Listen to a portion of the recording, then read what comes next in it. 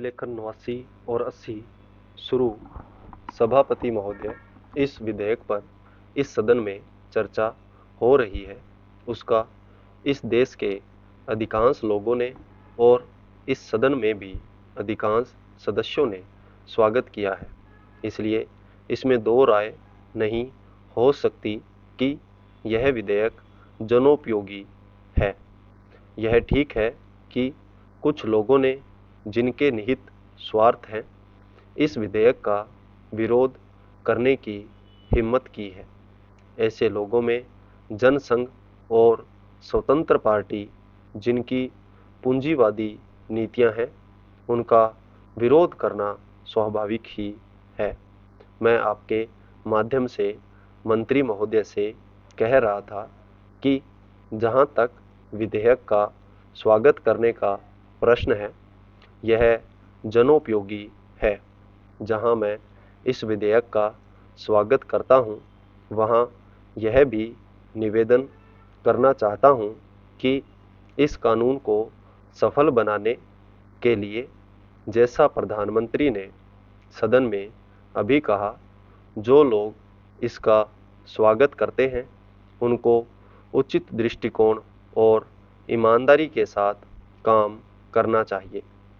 हमारे देश ने गरीबी को दूर करने के लिए पंचवर्षीय योजनाओं के माध्यम से योजनाबद्ध तरीके से विकास के कार्यक्रम को चलाने की नीति अपनाई है। विधेयक के सिलसिले में जहां यह विरोध किया जाता है कि इस विधेयक से एक तानाशाही पैदा होगी, अधिनायकवाद होगा, वहां मैं यह निवेदन करना चाहता हूं कि यह विधेयक उन लोगों पर, जो पूंजीवाद के जरिए से, एकाधिकार के जरिए से हम पर नियंत्रण रखना चाहते थे और जिनकी पूंजी इस विधेयक के अभाव में बैंकों के माध्यम से बराबर बढ़ती जा रही थी, रोक लगाता है। उनकी नीतियों का परिणाम यह हुआ, देश के चंद लोगों की पूंजी, जो इन बैंकों के स्वामी थे, अत्यधिक बढ़ गई। हमें मालूम है कि स्वतंत्रता के बाद देश में बिड़ला और टाटा की पूंजी किस प्रकार से कई गुनी बढ़ गई है। इसलिए कांग्रेस पर यह आरोप लगाया जाता रहा है कि उसके राज्य में मालदारों की मालदारी बराबर बढ़ती गई है। इसको कम करने के लिए कांग्रेस के निर्णय के अनुसार यह कदम उठाया गया।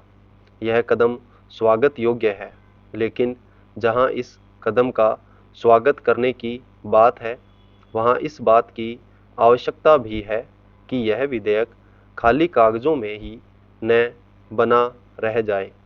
आज के ज़माने में हमारे शासन में जिस तरह से नौकरशाही का बोलबाला चला आ रहा है, जिसको यह सरकार समाप्त नहीं कर सकी है।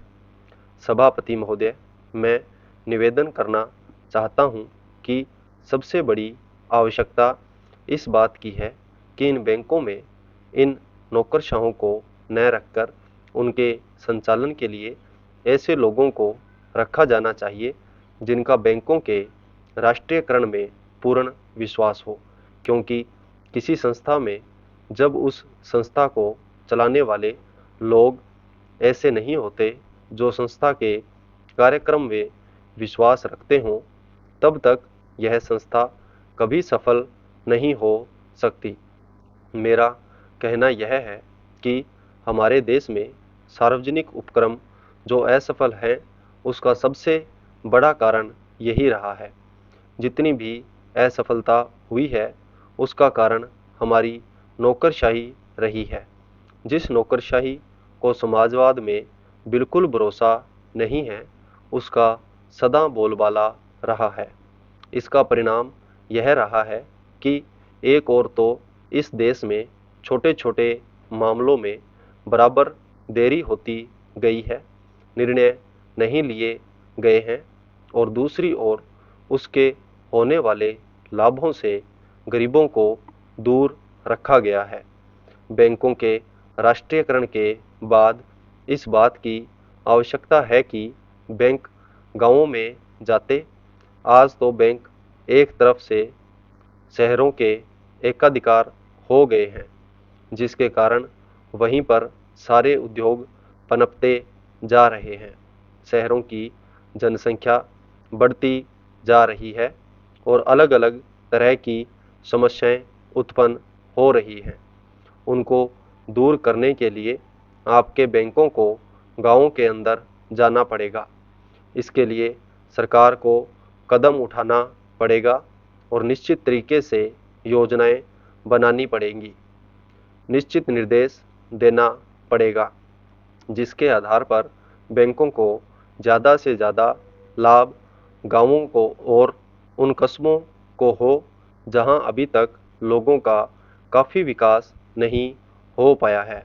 सभापति जी, सांप्रदायिकता और जातिवाद इन दोनों के विरुद्ध सभी राजनीतिज्ञ हैं और जो इन दोनों से लाभ उठाना चाहते हैं, कम से कम मौखिक रूप से तो वह भी यही कहते हैं कि सांप्रदायिकता बुरी है, जातिवाद बुरा है।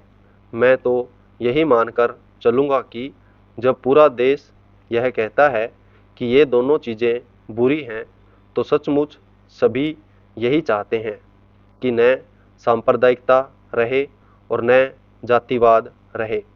आज भी हमारे देश की राष्ट्रीय आय का 50% कृषि से आता है। हमारे देश के कुल निर्यात के सामान में 70% कृषि उत्पादन की चीज़ें शामिल होती हैं। संपूर्ण विराम।